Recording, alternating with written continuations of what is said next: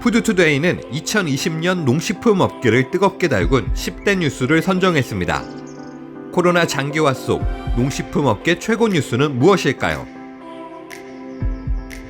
올해는 코로나19가 전 세계를 흔들었습니다. 코로나19를 기점으로 이전과 이후 삶의 방식이 완전히 달라졌는데요.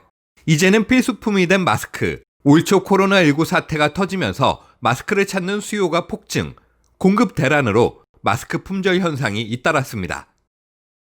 마스크 대란이 잊혀질 무렵 또다시 찾아온 독감 백신의 안전성 논란.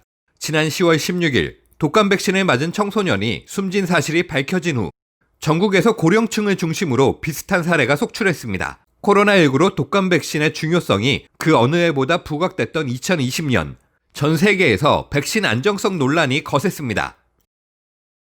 일상을 바꾼 코로나19는 농식품 업계의 명암도 극명하게 갈라놨습니다. 비대면이 일상화되면서 가정간편식 HMR과 밀키트 시장은 급성장했고, 마트를 이용하기보다 온라인 쇼핑을 이용하면서 이커머스 시장은 행복한 비명을 지르고 있습니다. 반면 외식 및 급식 시장은 그 어느 해보다 힘든 한 해를 보내야 했습니다. 외식과 급식 시장의 축소는 농가들의 어려움으로 이어졌습니다. 코로나19로 힘든 농가에 고병원성 조류 인플루엔자, AI까지 덮치며 설상가상 위기에 처했습니다.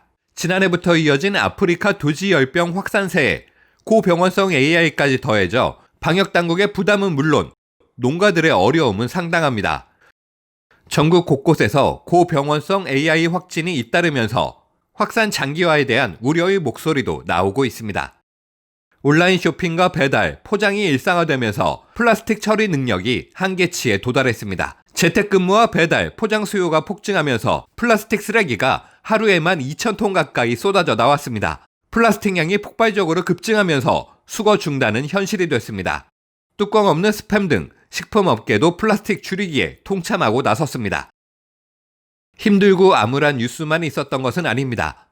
코로나19로 모두가 힘든 시기를 겪고 있는 요즘, 식음료 유통업계와 농가의 상생은 착한 소비를 이끌었습니다.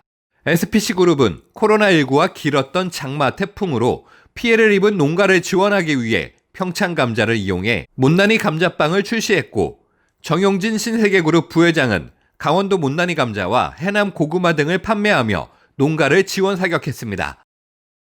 올해 식품 트렌드는 코로나19로 시작해서 코로나19로 끝났다고 해도 과언이 아닙니다.